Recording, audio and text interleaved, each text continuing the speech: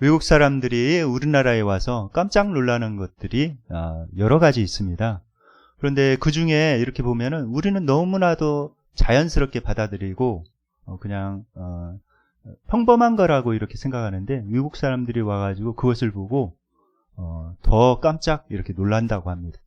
그 중에 한 가지가 뭐냐면은 버스 정류장에서 사람들이 줄을 이렇게 서 있는 그 모습을 보면서 깜짝 놀란다고 합니다.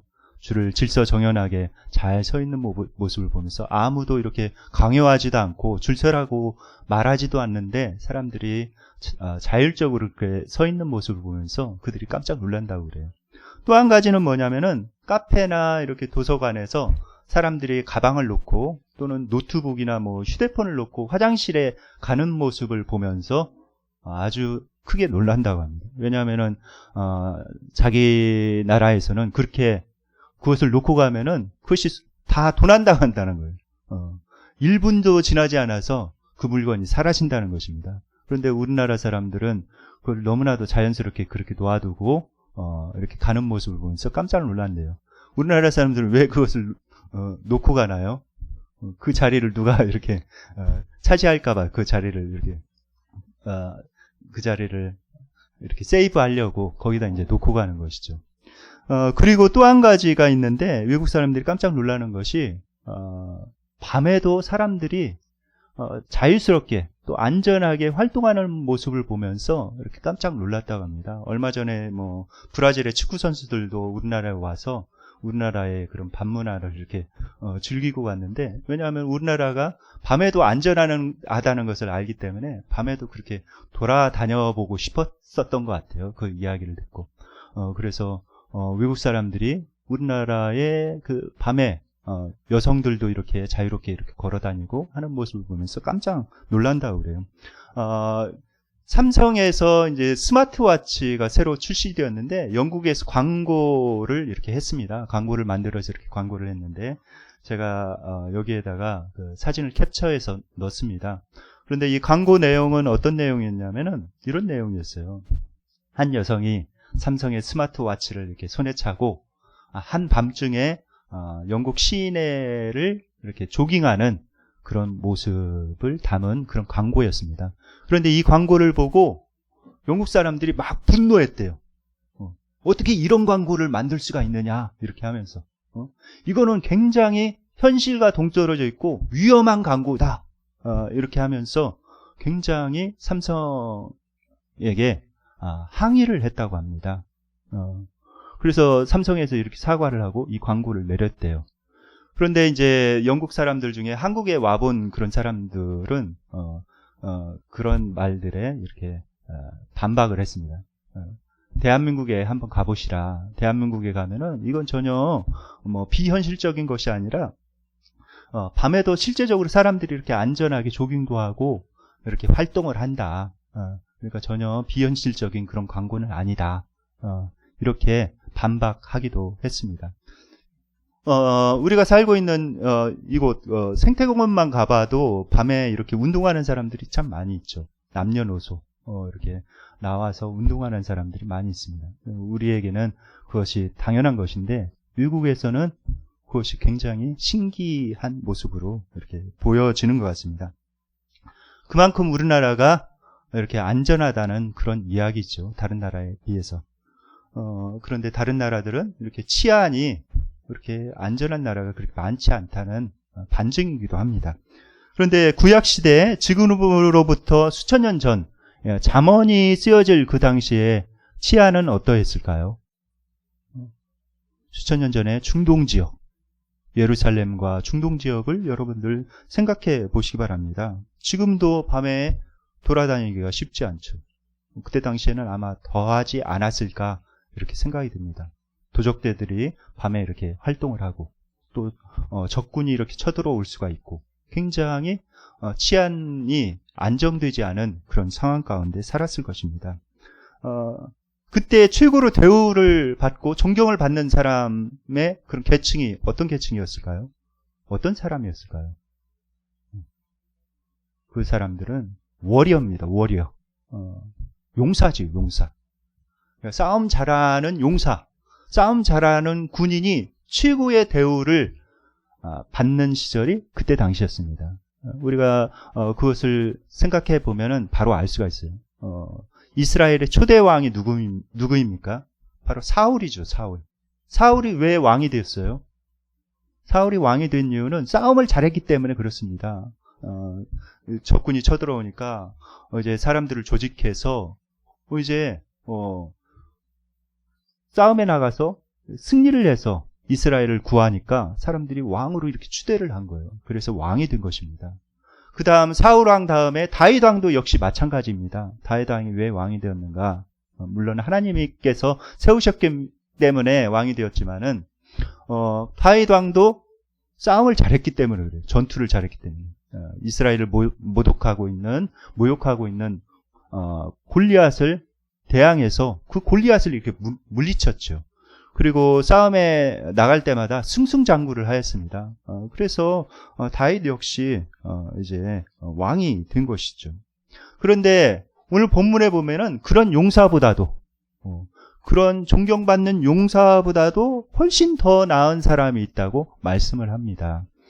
잠언 16장 32절 말씀을 다시 한번 읽어보겠습니다. 시작. 노하기를 더디하는 자는 용사보다 낫고 자기의 마음을 다스리는 자는 성을 빼앗는 자보다 나으니라. 네.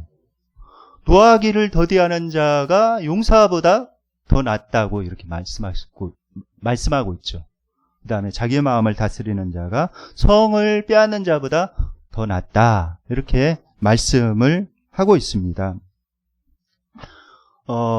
그만큼 위대하다는 이야기고 자기 마음을 다스리고 노하기를 더디하는 사람이 위대하다는 이야기고 또 한편으로는 그만큼 자기의 마음을 다스리기가 그렇게 힘들다는 이야기예요. 굉장히 이 마음 다스리는 문제는 쉽지 않은 문제다라는 그런 말씀입니다. 일본의 축구 영웅이 있습니다. 이 사람이 일본의 축구 영웅인데 누구냐면은 이누이 다카시라는 그런 사람입니다. 이 사람 1988년에 이렇게 태어나서 2007년 요코하마 마리노스에서 처음 이제 프로축구 선수 경력을 이렇게 쌓기 시작했습니다.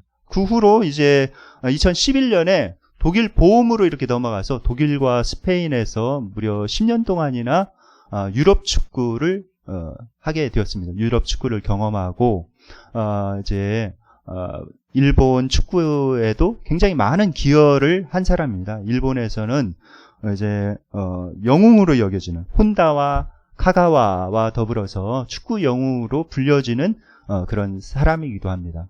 그런데 이 사람이 이제 일본으로 다시 돌아와서 세레소 오사카에 입단을 하게 되었고 거기에서 주장까지 이렇게 맡게 되었습니다.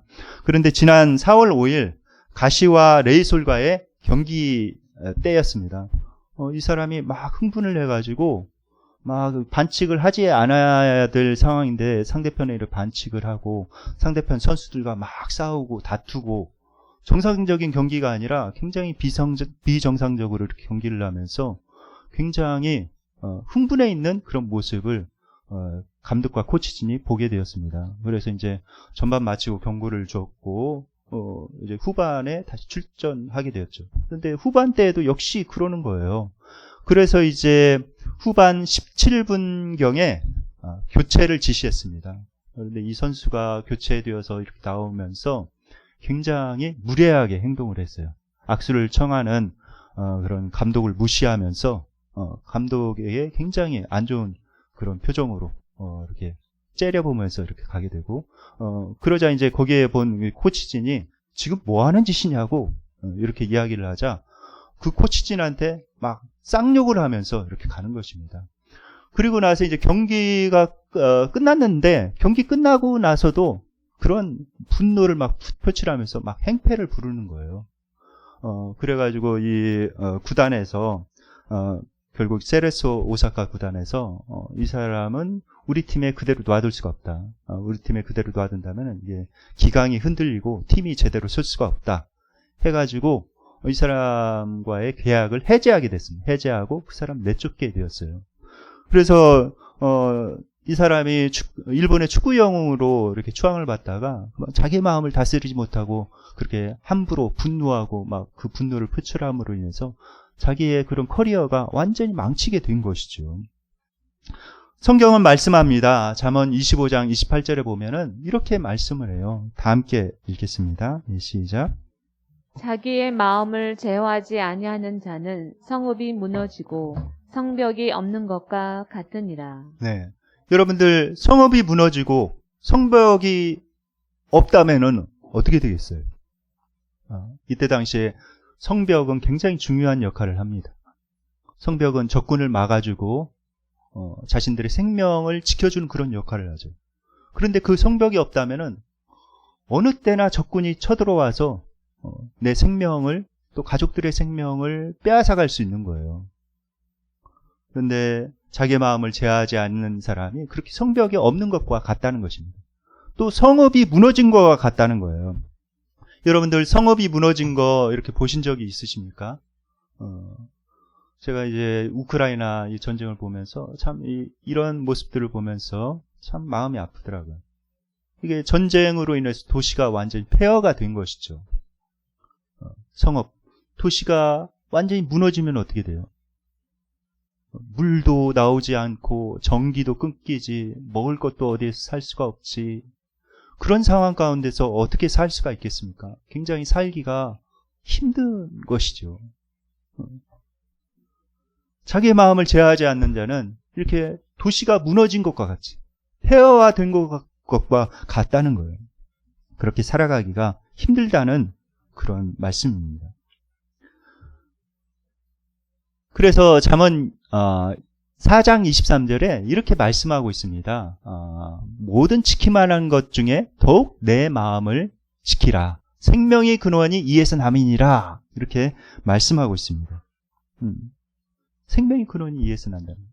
지킬 만한 것보다 제일 먼저 지켜야 될 것은 뭐 재산이나 돈이 아니라 우리의 마음을 지켜야 된다는, 그것이 최고의 우선순위라는 것입니다. 얼마나 많은 사람들이 순간에 자신의 그런 성질을 지키지 못해서, 자기의 마음을 지키지 못해서 어려움을 당합니까? 굉장히 그런 사람들이 참 많이 있어요. 순간에 욱하는 거, 순간에 성질을 그렇게 제어를 하지 못해서 굉장히 어려움을 겪는 사람들이 너무나도 많이 있습니다. 우리가 종종 뉴스에서 이런 살인 사건이 나는 것을 이렇게 보죠. 계획적인 살인도 있지만은 대부분 우발적인 그런 살인이 참 많이 있어요. 화가 나가지고 막 그 자기 화를 참지 못하고 막 도구를 막 들고 막 그걸로 막 휘두르다 보니까 사람이 죽고 막 그래가지고 이렇게 살인 사건이 나는 경우가 많이 있습니다. 그러니까 우리가 화가 나더라도 뭐 물건을 이렇게 집어서는 안 돼요. 화가 나더라도 지켜야 될 그런 선이 있습니다. 그걸 참 조심해야 돼요. 순간의 화를 참지 못해서 인생을 망치는 그런 사람들이 참으로 많이 있습니다. 마음이 영적인 치열한 전쟁터이죠. 영적인 최전방이 우리의 마음입니다. 그래서 사단은 호시탐탐 그 마음을 노리고 있어요. 우리의 마음을 노려서 우리 마음을 어떻게 하면 침투해서 우리의 마음을 뒤집어 놓을까, 저 사람의 삶을 망쳐 놓을까, 사탄이 호시탐탐 누리고 있는 것입니다. 오늘 본문에 보면은 노하기를 더디하는 자가 용사보다 낫다 이렇게 말씀하고 있습니다. 더디한다라는 말에 대해서 우리가 생각해 볼 필요가 있어요. 노하기를 더디한다는 말은 무슨 말인가? 거기에는 일단은 이런 전제가 깔려 있습니다. 우리가 화를 낼 수는 있다라는 그런 전제는 깔려 있어요. 화를 내는 것이 잘못된 일은 아니다라는 전제가 깔려 있습니다. 예수님께서도 화를 내셨죠. 이 땅에 오셔서 좀처럼 화를 내시지 않았지만은 예수님께서 화를 내신 적이 몇 번 있습니다. 그 중에 하나가 이제 성전에 들어가 보니까 성전이 막 비둘기 파는 자, 환전해주는 사람, 그렇게 장사꾼들이 많이 있는 것을 보고 분개를 하셨죠. 내 집은 만민의 기도하는 집인데 너희들이 강도의 구려를 만들었도다. 하면서 예수님께서 분개하시면서 그들을 내쫓으셨습니다. 이렇게 거룩한 분노가 있을 수가 있어요. 그런데 대부분 그렇지 않다는 게 이제 문제죠. 우리들은. 그런데 이 더디한다는 말은 또 이제 무슨 뜻인가? 더디한다는 말은 그 가운데 먼저는 화를 낼 때 일단은 천천히 내라는 것입니다. 천천히. 우리가 어떤 다른 사람이 화를 내거나 어떤 화날 상황에서 급작스럽게 화를 내지 말라는 거예요. 한 1, 2분만 참고 상대방의 말을 듣거나 1, 2분만 참고 있으면은 상대방의 화가 이렇게 줄어들어서 그냥 간단하게 해결된 문제를 그것을 참지 못해가지고 이렇게 이야기를 하고 거기에 맞받아치고 같이 화를 내다 보면은 그것이 막 엄청나게 커진다는 거예요. 그 문제가.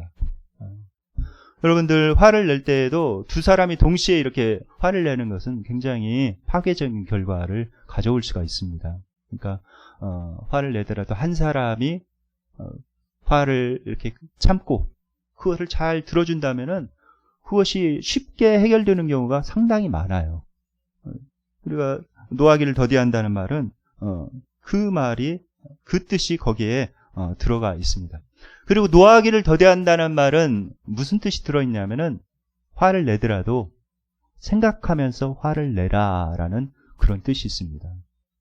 이것이 정말 화를 내야 될 상황인지 아니면 참아야 될 상황인지 이성적으로 그것을 생각을 하라는 거예요.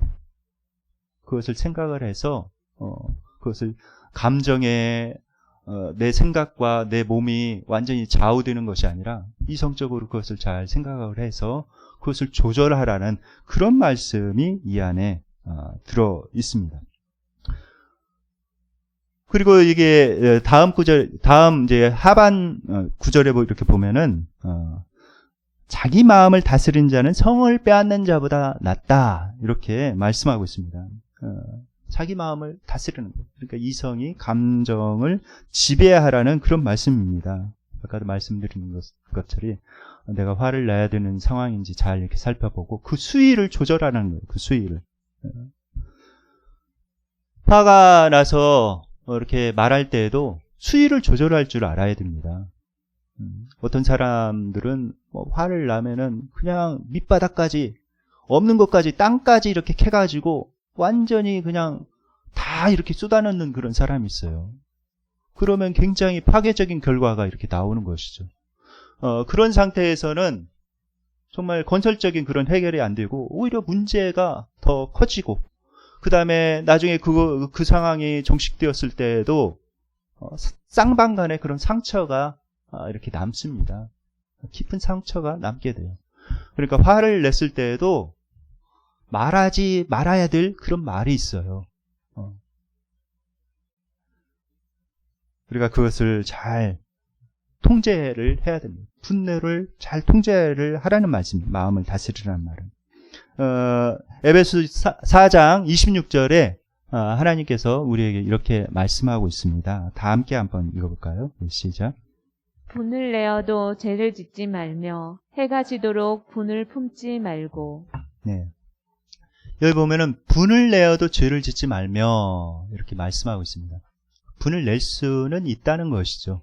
그런데 분을 내어도 죄는 짓지 말아야 된다 이렇게 말씀하고 있습니다. 막 화가 나고 분노가 나면은 그 상황 가운데서 죄를 짓기가 쉬워요. 어두명이 내 마음속에 들어와 가지고 죄를 짓도록 막 이렇게 부추기는 경우가 상당히 많이 있습니다. 분을 내어도 죄를 짓지 말라는 거예요. 그리고 또 한 가지는 해가 지도록 분을 품지 말라는 것입니다. 이 뜻은 뭐냐면은 분노를 너무 길게 끌지 말라는 거예요. 하루 이상 끌지 말라는 그런 말씀입니다. 분노에서 그 분노를 해결하지 않은 채 잠자리에 들면은 어떻게 돼요? 그 다음날 일어나면은 그 생각이 계속 나를 사로잡고 있고 계속 나를 안 좋은 그런 생각으로 그것이 몰고 가고 엉망이 되어지는 거예요. 그리고 그것을 해결하기가 더 힘들어지는 것을 볼 수가 있습니다. 그리고 분노를 그렇게 계속 품게 된다면 마귀의 밥이 되는 거예요. 그 분노가 마귀의 밥이 돼서 마귀가 내 마음에 들어와가지고 온통 엉망으로 내 마음을 뒤집어 놓고 또 내가 속해 있는 그런 가정과 공동체를 뒤집어 놓는 것이죠. 마귀의 조종을 받게 되는 것입니다. 그래서 마귀의 이런 조종을 거절할 줄 알아야 돼요. 나는 너의 조종을 거절한다. 그리고 성령님을 근심하게 하지 않을 것이다. 결단하는 것이 필요합니다. 그래서 그 부분에 대해서 벗어나는 게 필요해요. 그런데 어떤 사람인 경우에는 그런 사람이 있어요. 일부러 그 감정을 풀지 않는 사람이 있습니다. 내가 저 인간을 용서하면 내가 인간이 아니다. 이렇게 하면서 마음을 내가 절대로 이 분노의 마음, 이 증오하는 마음, 미워하는 마음 절대 놓지 않을 거야. 이런 생각을 가지고 일부러 풀지 않으려는 그런 사람이 있습니다. 그런 사람을 심리적인 그런 용어로는 고착 상태라고 그래요. 고착 상태. 영어로는 fixation. 이거는 뭐냐면은 어렸을 때 그런 유치한 행동들, 유치한 생각들, 유치한 습관들 그런 것을 버리지 않으려는 그런 상황을 고착 상태라고 이렇게 심리학적으로 이야기를 하는데 사람들이 분노에서도 그런 사람이 있다는 거예요. 그것을 절대 내가 이거 놓지 않고 나는 끝까지 이 분노의 마음을 나는 간직하면서 복수를 할 거야. 라는 그런 생각을 가지고 있는 사람이 있다는 것입니다. 그 고착 상태에서 빠져나와야 된다는 거예요. 그래야 문제 해결책이 나오는 것이죠. 그렇다면 우리는 어떻게 마음을 다스리며 이 분노를 다스릴 수 있을까요? 어떻게 하면 분노를 다스릴 수 있을까요? 우리가 분노했을 때 사람들이 반응하는 그런 방법이 있죠. 3가지로 이렇게 분류할 수가 있습니다. 여러분들은 어떤 형인지 이렇게 생각해 보세요. 첫 번째는 분노 폭발형이 있어요. 바로 분노할 상황이 나에게 벌어지면은 그 즉시로 화를 내는 사람입니다. 버럭 이렇게 화를 내죠. 근데 그런 사람들이 또 이야기를 해요. 나는 알싸해. 나는 한번 화내면은 뒤끝은 없어. 이렇게 이야기를 하죠. 본인은 뒤끝이 없을 수가 있어요. 그런데 상대방은 굉장히 뒤끝이 쌓이죠. 마음에 상처가 쌓입니다. 이거 바람직하지 못하죠. 또 한 부류는 이분과는 이제 이러한 부류와는 반대되는 부류입니다. 억압형이 있어요. 어떤 분노의 상황이면 마음에 꾹꾹 이렇게 참고 마음에 이렇게 참고 억눌러 놓는 그런 사람이 있습니다. 이 사람은 굉장히 좋아 보이지만은 이 사람도 그리 바람직하지가 않아요. 왜냐하면 마음에 억압해 놓으면 어떻게 해요? 계속 이 분노가 쌓이게 되죠. 분노가 쌓이게 되고 결국 이게 풍선이 커지다가 펑 터지듯이 어느 순간 그것이 펑 터져가지고 자신도 어떻게 제어할 수 없는 정도의 그런 파괴적인 그런 분노가 나오는 수가 있습니다. 굉장히 그러니까 위험할 수가 있어요. 어떤 경우에는 굉장히 조용한 사람, 내성적이고 조용한 사람인데 뉴스에 보면은 이웃들이 그 사람 굉장히 조용한 사람이었는데 그 사람이 어떻게 그런 끔찍한 살인 행위를 할 수가 있었을까요? 이런 경우가 있어요. 이런 경우에 이렇게 딱 쌓여있다가 그게 팍 폭발하면은 그렇게 될 수가 있는 것이에요. 우리가 참 조심해야 되죠. 또 한 부류는 누수형이 있어요. 누수형. 곧바로 이렇게 하지는 않지만 이 사람은 어떻게 분노를 표현하냐면 간접적으로 이렇게 표현을 하는 것입니다. 뼈 있는 농담을 이렇게 딱 던지거나 상대방에게 또 직접적으로 얘기는 하지 않고 간접적으로 이렇게 분노를 조금씩 흘리면서 이렇게 표출하는 그런 사람이에요. 여러분들은 어떤 형태입니까? 그걸 먼저 잘 아셔야 돼요. 내가 어떤 사람인지. 그리고 그거를 알았다면은 우리가 분노를 풀기 위해서 어떻게 해야 되는가, 이 분노의 문제를 어떻게 풀어야 되는가, 그 문제를 잘 알아야 됩니다. 그러려면 이 분노에 대해서 우리가 잘 이렇게 알고 있는 것이 필요해요. 여러분들 빙산의 일각이라는 그런 이야기를 들으셨을 것입니다. 우리가 눈에 보는 그런 빙산은 한 13% 정도밖에 안 된다고 그러죠. 나머지 14%는 물에 잠겨 있는 거예요. 아니, 87%죠. 87%는 이렇게 물에 잠겨 있는 것입니다. 그래서 우리가 어떤 사람 같은 경우에는 이 겉으로 표출되는 게 분노만 해결하기 위해서 막 이렇게 그것만 해결하기 위해서 노력하는 사람이 있습니다. 그러나 그런 노력을 한다고 해도 당장의 그런 즉각적인 그런 뭐 분노는 이렇게 사라질 수 있지만은 어느 순간인가 그 분노가 다시 폭발적으로 올라올 수밖에 없습니다. 그 분노의 뿌리를 알아야 되는 거예요. 우리가 분노하는 그런 근원적인 이유는 무엇일까요? 분노하는 그 원인. 그 뿌리를 잘 알고 그 뿌리를 제거해야 이 분노의 문제를 해결할 수 있다는 것입니다. 그 뿌리는 무엇인가? 제가 여기에 그림을 올려놨는데 3가지가 있어요. 첫 번째는 체험받지 못한 필요입니다. 체험받지 못한 필요. 어떤 사람에게 정서적인 그런 뭐 안정을 기대했는데 그렇지 못하다. 또 여러 가지 내가 상처를 받았다.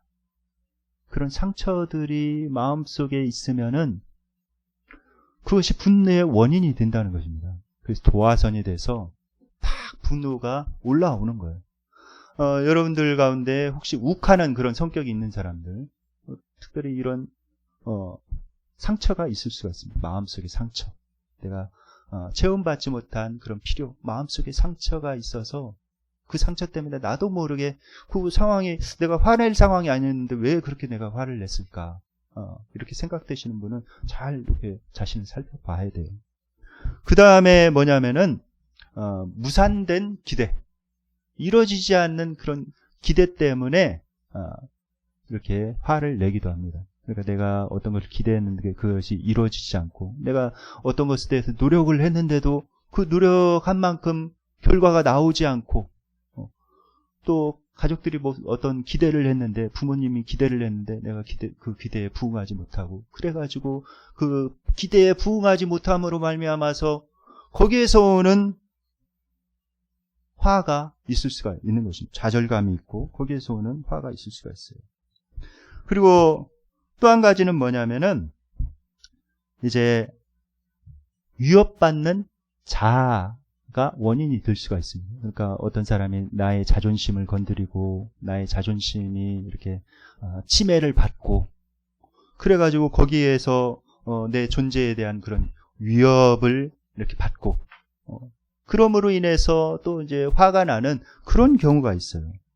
그래서 내가 화를 내고 있다면, 또 상대방이 화를 내고 있다면 이러한 원인 중에 어떠한 원인인지 잘 살펴보고 그 문제를 잘 해결하는 것이 이렇게 필요합니다.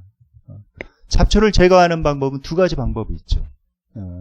우리 아파트 단지에 이렇게 잡초를 제거하는 방법 보니까 한 번은 이렇게 아줌마들을 동원해 가지고 뿌리채 이렇게 뽑아내더라고요.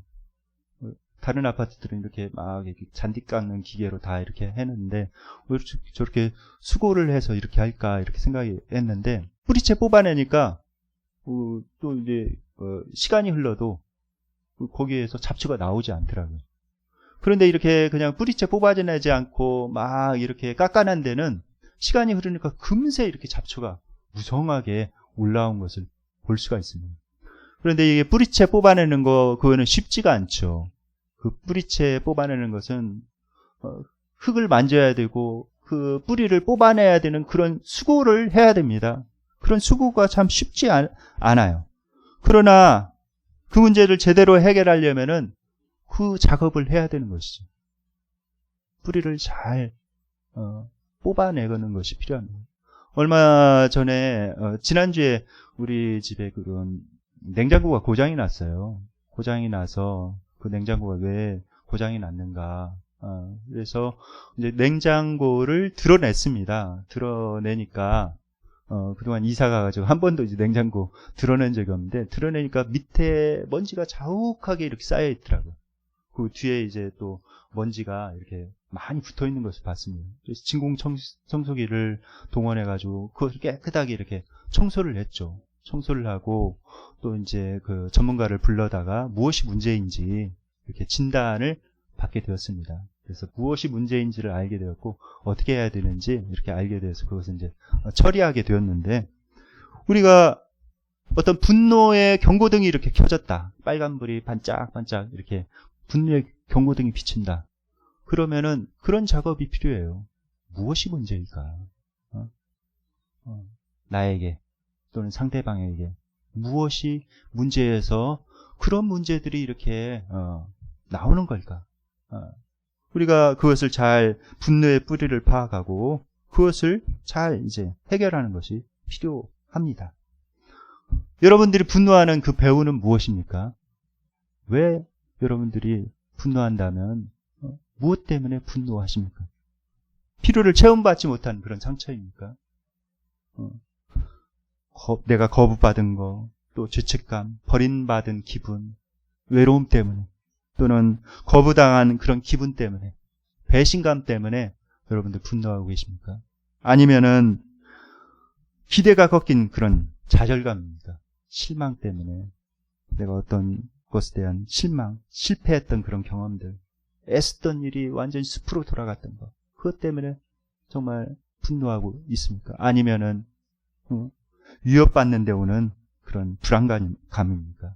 내 자존감이 공격받고 또 인격이 의심을 받고 인격을 의심받으면 화가 나죠. 그러니까 여러분들 화가 났을 때에도 다른 사람은 인격을 못 오가는 그런 이야기는 하면 안 돼요. 그 이야기를 하면 굉장히 상처를 받습니다. 그 다음에 내가 가지고 있는 실력을 과소평가받고 다른 사람들이 나를 존중해 주지 않을 때 그런 화가 이렇게 나오는 것이죠. 그것이 뿌리가 되어서 이렇게 나오는 거예요. 내가 그 분노의 뿌리를 파악했다면 이제는 어떻게 해야 될까요? 분노의 뿌리를 파악했다면 그 분노의 뿌리를 파악했다면 그 문제를 해결해야 되는 거죠. 제일 좋은 방법은 뭐냐? 하나님 앞에 이렇게 쏟아내는 거예요. 우리가 사람에게 어떤 그런 분노들을 이렇게 쏟아내면은 굉장히 파괴적인 그런 결과를 가져올 수가 있습니다. 그런데 하나님께 나의 그런 분노의 마음들을 이렇게 쏟아놓으면은 신기하게도 내 마음이 딱 조정이 돼요. 하나님께서는 우리의 마음을 그대로 받아주십니다. 좋은 부모는 자녀가 화가 났을 때 그 화난 모습 그대로 먼저 받아줘요. 받아주고 들어주고 나중에 화가 가라앉았을 때 그것에 대해서 무엇이 잘못됐는지 그것에 대해서 이제 차분하게 이야기를 해줘.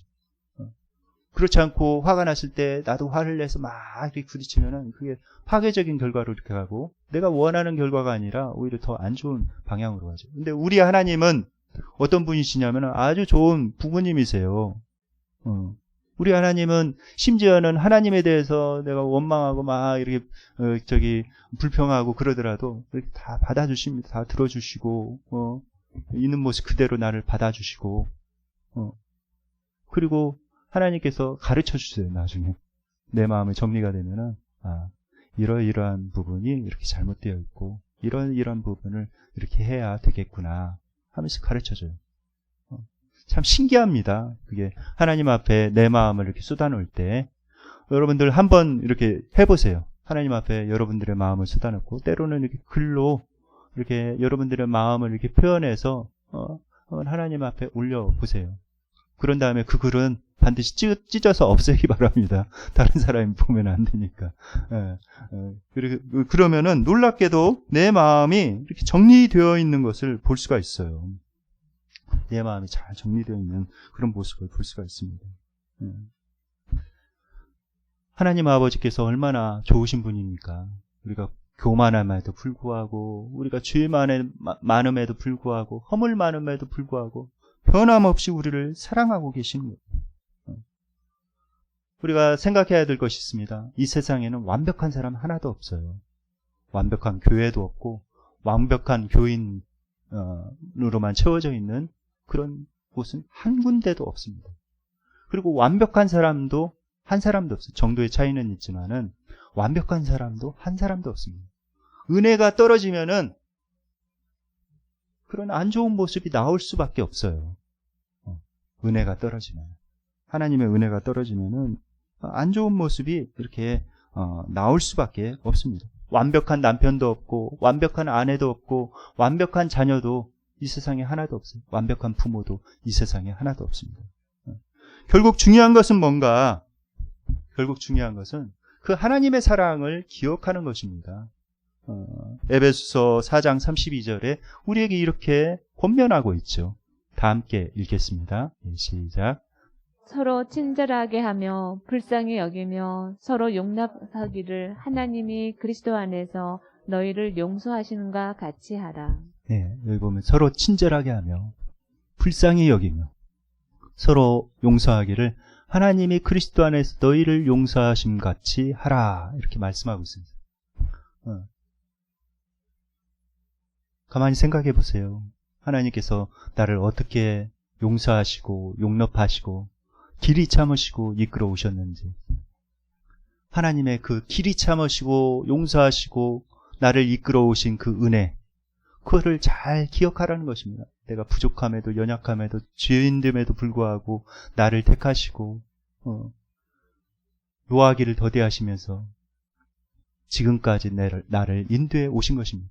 만약에 하나님께서 화를 내셔서 죄 지을 때 막 이럴 때 화를 내셔서 즉시로 나를 심판하셨다면 아마 지금 현재 이렇게 살아갈 수 없을 거예요. 근데 하나님께서 그렇게 나를 참고 인도해 오신 것입니다.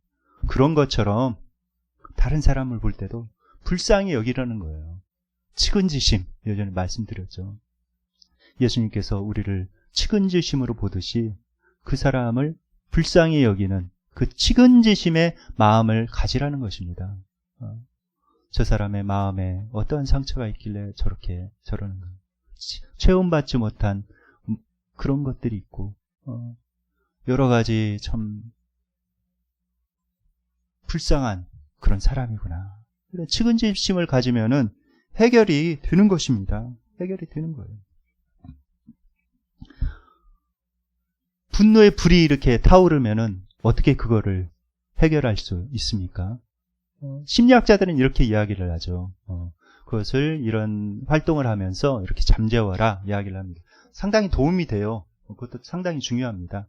화를 났을 때 그냥 다른 사람에게 막 폭발적으로 이렇게 분노하는 것보다 그 문제를 먼저 다스리는 것이 필요하다. 그래서 뭐 베개를 가져다가 막 베개를 두드리다든지 여러분들 화가 났을 때 벽이나 이렇게 단단한 걸 두드리면 안 돼요.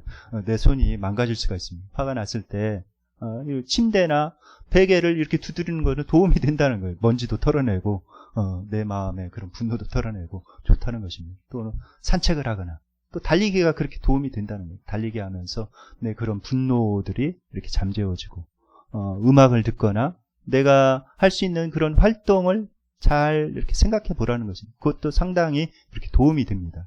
그런데 정말 불이 났을 때, 분노의 불이 났을 때 정말 근원적으로 그것을 해결할 수 있는 것은 무엇인가? 그거는 우리가 잘 생각해야 돼요. 여러분들 요새 산불이 참 많이 나고 있죠. 산불이 많이 나고 있습니다. 우리나라에서도 웬 산불이 그렇게 많이 나는지, 호주에서도 산불이 나가지고 한 몇 개월 동안 계속 꺼지지 않고 탔고, 미국에서도 산불이 이렇게 많이 나고, 전 세계적으로 산불이 참 많이 나는 것 같아요. 우리나라에서 산불이 나서 막 소방헬기, 전국에 있는 소방헬기 전부 동원하고, 그 다음에 소방대원들 다 동원하고, 그 다음에 군인들까지 동원하고, 민간인 자원봉사자까지 이렇게 동원해가지고 열심히 불을 끄려고 했는데 꺼지지 않았어요. 불이 잡히지 않았습니다. 그런데 어떻게 하면 불이 쉽게 꺼집니까?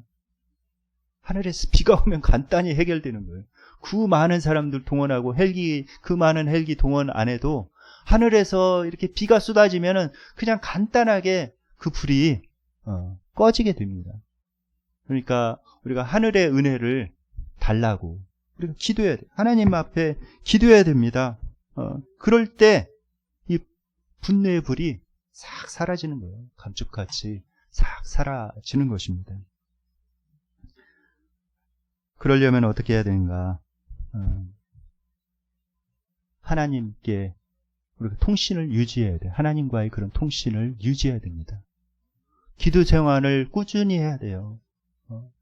기도 생활을 하되 피상적인 그런 기도, 뭐 주십시오 그런 일방적인 기도, 뭐 그런 기도도 안 하는 것보다 훨씬 낫습니다.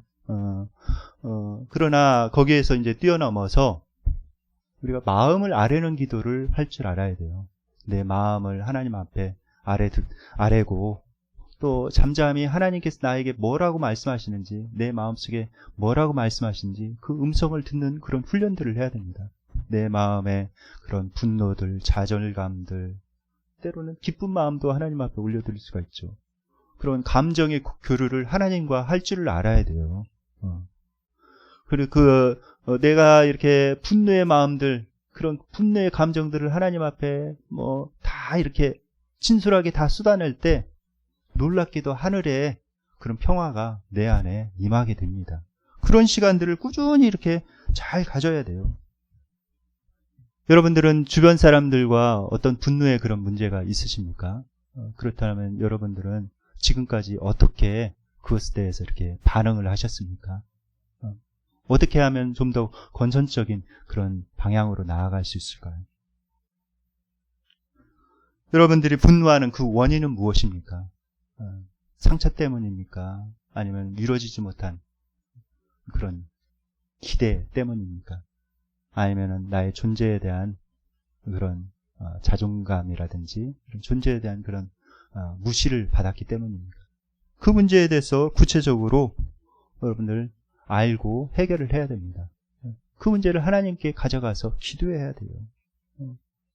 그리고 무엇보다도 믿음의 주요 온전케 하시는 이인 예수님을 바라보는 것이 필요합니다. 마태복음 11장 28절 29절에서 주님께서 이렇게 말씀하고 계세요. 다 함께 한번 읽어볼까요? 시작. 수고하고 무거운 짐진 자들아 다 내게로 오라. 내가 너희를 쉬게 하리라. 나는 마음이 온유하고 겸손하니 나의 멍에를 메고 내게 배우라. 그리하면 너희 마음이 쉼을 얻으리니. 예수님께서 말씀하세요. 나는 마음이 온유하고 겸손하니 라고 말씀하십니다. 예수님께서는 겸손의 극치이시고 온유함의 극치이세요. 자기의 마음을 완벽하게 다스리신 분이 바로 예수님이십니다. 그러니까 그 예수님을 본받으라는 거예요. 그 예수님과 함께 하라는 그런 말씀입니다. 예수님께서는 어떻게 자기의 분노를 다스리셨습니까? 여러분들 생각해 보세요. 예수님께서 아무 죄도 없으셨죠. 그런데 사람들에게 붙잡혀서 매맞고 침뱉음 당하고 조롱을 당했습니다. 수많은 사람들이 몰려와서 정말 죄 많은 그런 아줌마들 또 아저씨들 죄 많은 그 수많은 사람들이 몰려와가지고 막 예수님께 욕을 하는 거예요. 저주의 말을 이렇게 하는 것입니다. 그리고 심지어는 십자가에 못 박고 십자가에 못 박혀 있을 때도 조롱하는 거예요. 내가 하나님의 아들이든 거기서 내려와라. 저가 다른 사람은 구원하였을 때 자기는 구원 못하였구나. 이러면서 막 조롱을 하는 것입니다. 그럴 때 예수님께서 분노를 참지 못하고 마음을 다스리지 못하고 야, 이 독사의 자식들아 하면서 분노를 하셨다면 어떠셨을까요? 우리의 구원은 이루어지지 못했죠. 그런데 예수님께서는 그때에도 마음을 다스리셨습니다. 그리고 이렇게 기도하셨어요. 아버지, 저들을 사하여 주십시오. 자기들의 하는 일을 알지 못함이니이다. 오히려 자기를 조롱하고 있는 그 사람들을 위해서 기도하셨습니다. 자기의 마음을 다스리셨어요. 어떻게 해서 예수님께서 그렇게 자기의 마음을 철저하게 다스릴 수 있었을까요? 그것은 예수님께서 십자가를 지시기 전에 겟세마네 동산에 올라가서 하나님 앞에 처절하게 그 문제에 대해서 기도를 하셨어요. 자기의 마음을 다 두려운 마음들, 어떤 괴로운 마음들, 염려들 그것에 대해서 하나님 아버지 앞에 다 쏟아 놓으셨습니다. 기도로. 마치 그 땀이 핏방울이 되어서 이렇게 떨어지듯이 그렇게 간절히 하나님 앞에 그 문제를 가지고 기도해서 자기의 마음을 다스릴 수가 있었던 거예요. 십자가를 지실 수가 있었던 것입니다. 그래서 우리가 구원받은 것이죠. 우리 가정에서도 교회에서도 일터에서도 우리가 속해 있는 공동체에서도 그런 예수님의 마음을 품고 십자가를 지는 사람이 필요해요. 그래야 됩니다. 그러려면 기도해야 돼요. 기도는 신앙의 신비입니다. 신앙의 신비예요. 기도하지 않으면 제대로 신앙을 가질 수가 없어요. 하나님을 체험할 수가 없습니다. 기도하지 않는 사람은 하나님과의 추억이 없어요. 하나님과의 추억이 없습니다. 주변에 다른 사람이 나를 위해서 기도해서 내가 기도를 안 해도 뭐 잘 되어질 수가 있어요. 근데 한 가지는 추억은 없어요. 그냥 그것이 저절로 이루어진지 압니다. 다른 사람이 나를 위해서 눈물을 흘리면서 열심히 기도해서 이루어진 것인데 자기가 기도하지 않으면 깨닫지 못하는 거예요. 그것에. 그런데 그 문제에 대해서 열심히 하나님 앞에 기도하고 매달려서 그것을 응답받았을 때 확실하게 마음에 체험을 하는 거예요. 아, 하나님께서 내 기도를 들어주셨구나. 그래서 하나님과의 그런 추억이 쌓여가는 것입니다. 여러분들은 하나님 믿음 생활을 하면서 어떤 추억이 있으십니까? 만약에 그 추억이 별로 없으시다면은 하나님 앞에 간절히 기도해 보세요. 여러분들의 마음을 쏟아놓고 기도해 보시기 바랍니다. 원하기는 여러분들 모두가 이렇게 하나님 앞에 여러분들의 마음을 쏟아놓고 기도하셔서 자신의 마음을 다스리고 또 하나님과의 그런 아름다운 추억도 쌓고 주변에 평화를 가져오는 그런 평화의 사람들 되시기를 예수님의 이름으로 축원드립니다. 이제 말씀을 묵상하며 기도하는 시간을 갖도록 하겠습니다.